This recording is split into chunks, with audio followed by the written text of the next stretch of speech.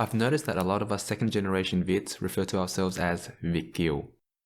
Let me tell you why we shouldn't be doing this.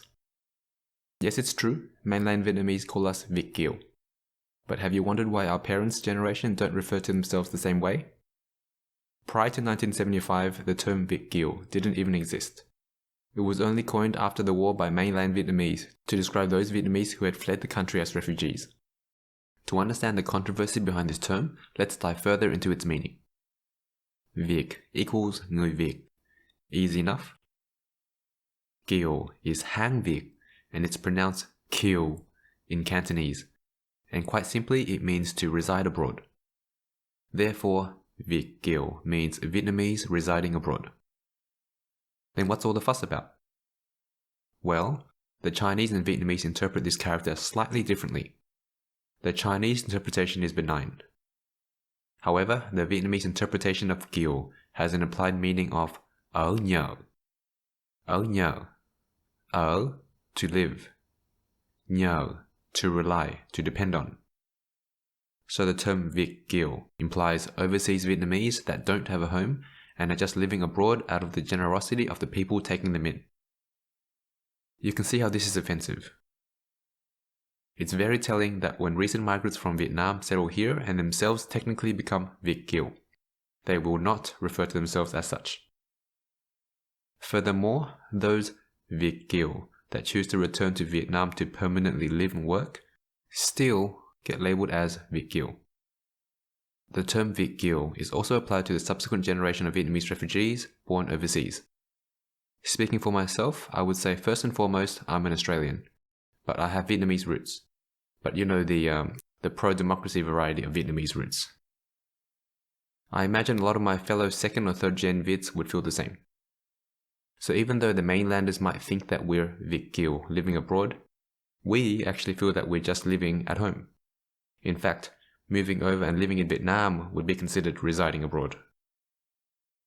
With all that said and done, the term Việt kiều has permeated mainland Vietnamese culture and to a certain extent, overseas Vietnamese culture too. And you'll hear a lot of people just use the term without giving it a second thought.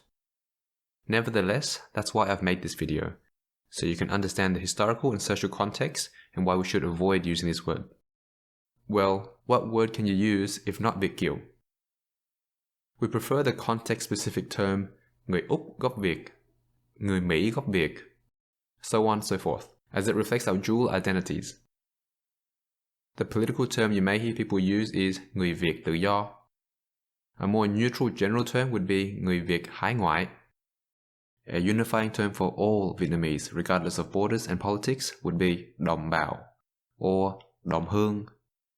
The latter can also refer to someone specifically from the same hometown. Unfortunately, there is no catchy, concise term to replace Việt kiều, but it doesn't mean we should keep using it. While we're talking about commonly used words that are offensive, another one is the term Tào, which is used to refer to the Chinese.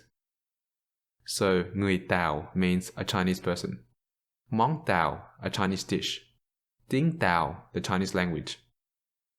This is a term from before 1975, and many in our parents' generation continue to use it.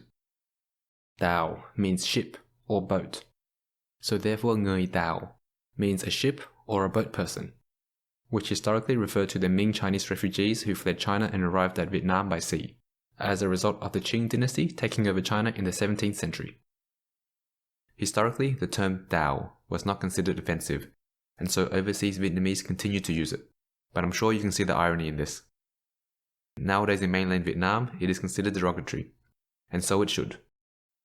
China in tiếng Việt is Trung Hoa or Trung Quốc. The correct term to use should be người Hoa, Chinese person, món Hoa, Chinese dish, tiếng Hoa or tiếng Trung, the Chinese language. In conclusion, although the terms Việt kiều and Tào continue to be used prevalently, this is due to habit and frankly, ignorance.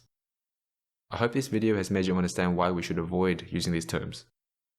It might take a while to kick the habit, but I hope this starts you on the right path. Please share if you found this helpful and informative.